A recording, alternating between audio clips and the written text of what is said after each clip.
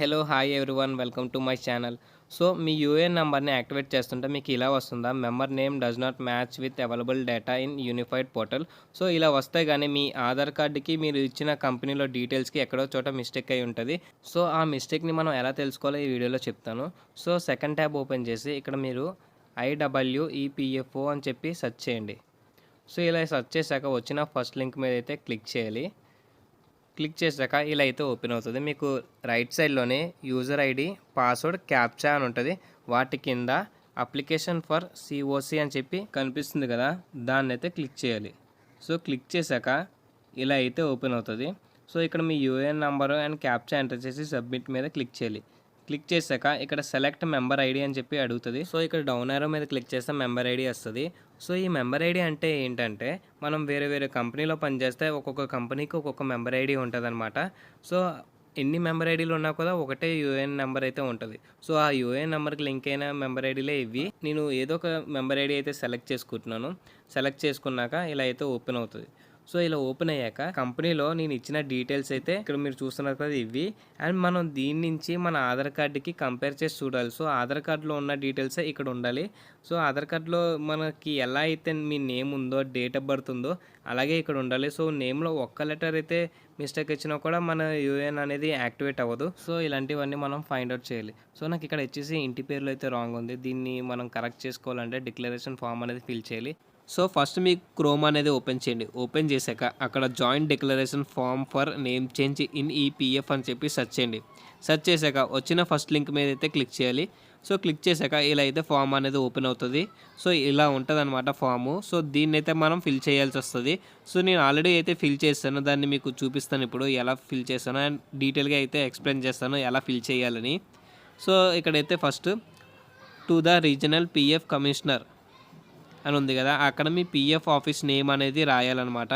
So దాని కింద వచ్చేసి మీ నేమ్ యాజ్ పర్ ఆధార్ కార్డులో మీ నేమ్ ఎలా ఉందో అలా మీ నేమ్ అయితే రాయాలి. సో ప్రతిదీ క్యాపిటల్ లెటర్లోనే రాయాలి. సో రాశాక దాని కింద వచ్చేసి మీరు ఏ కంపెనీలో వర్క్ చేశారు, సో ఆ కంపెనీ నేమ్ అయితే అక్కడ ఇవ్వాలన్నమాట. సో కంపెనీ నేమ్ అని ఉంది కదా, అక్కడైతే మీ కంపెనీ నేమ్ అయితే ఇవ్వండి. ఇచ్చాక కింద ఇక్కడ యూఏఎన్ నెంబర్ అనేది ఇక్కడ రాయాలి, లేదు అంటే PF నెంబర్ రాసినా పర్వాలేదు. అండ్ ఇక్కడ కొంచెం కిందకి స్క్రోల్ చేస్తే ఇక్కడ టేబుల్ అనేది ఉంటుంది. సో ఈ టేబుల్ అనేది మనం ఫిల్ చేయాలన్నమాట.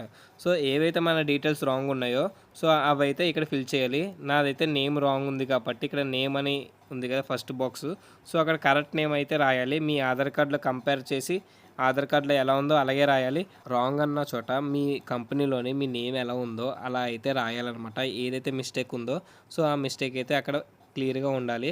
సో అలాగే మీ ఫాదర్ నేమ్ ఏమన్నా చేంజెస్ ఉంటే మీ ఫాదర్ నేమ్ అనేది రాయండి. మీ డేట్ ఆఫ్ బర్త్లో ఏమైనా చేంజెస్ ఉంటే డేట్ ఆఫ్ బర్త్ అయితే రాయండి. ఇప్పుడు కొత్తగా జాయిన్ అయిన వాళ్ళకైతే ఆధార్ కార్డ్ లింకే రావట్లేదు. సో ఆధార్ కార్డ్ అనేది కింద ఇచ్చాను కదా ఆధార్ నెంబర్ అని, సో ఆ ప్లేస్లో అయితే మీరు ఆధార్ నెంబర్ అని మెన్షన్ చేసి ఆధార్ నెంబర్ అయితే ఇవ్వండి. ఇచ్చాక దీంతో పాటు కొన్ని ID ప్రూఫ్స్ అయితే అటాచ్ చేయాలన్నమాట ఈ ఫామ్ తోటి. సో ఇక్కడ వాళ్ళు మెన్షన్ చేశారు PAN card, voter ID, passport, driving license, Aadhaar card. ఇక్కడ 5 అయితే మెన్షన్ చేశాడు. ఈ 5 ఏదైనా ఒకటైతే తీసుకుని వెళ్ళొచ్చు అని చెప్పి అన్నారు.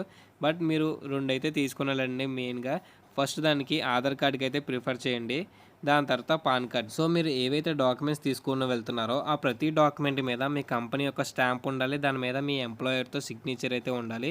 సో ఇది మాత్రం మర్చిపోకండి. అలాగే మీరు వెళ్ళేటప్పుడు ఇక్కడ ఈ ఫామ్ మీద కూడా మీ సిగ్నేచర్ ఉండాలి, దాని కింద మీ ఎంప్లాయర్తో సిగ్నేచర్ ఉండాలి. అలాగే దాని కింద వచ్చేసి మీ కంపెనీ యొక్క స్టాంపు, దాని మీద మీ ఎంప్లాయర్తో సిగ్నేచర్ పెట్టించాలి.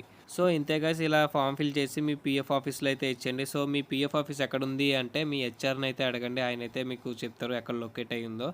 సో ఇలా ఫిల్ చేసాక వితిన్ 1 మంత్ లేదంటే 1.5 మంత్ అయితే పడుతుంది మీ ఫామ్ అనేది వాళ్ళు వెరిఫై చేయడానికి.